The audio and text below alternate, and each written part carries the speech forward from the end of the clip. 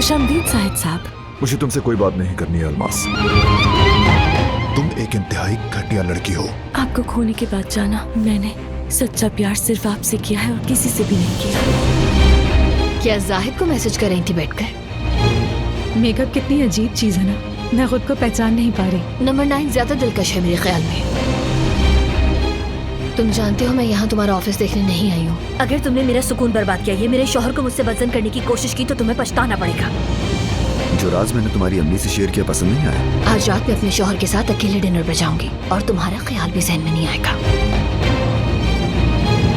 अगर आपको यकीन नहीं होता कि मेरे एक जुमले से आपकी बेटी हमेशा के लिए गहरी नींद सो जाएगी, तो आप अलीना की मुझ पर की गई ज्यादतियों की परवाह करती। अगर तुमने ऐसी जुर्रत की तो मेरी बेटी का क्या होगा ये तुम्हें नहीं जानती। मगर याद रखो, अपने हाथों से अपनी मौत का परवाना लिखोगी ना साहब। ये मोहब्बत बदुआ बन गई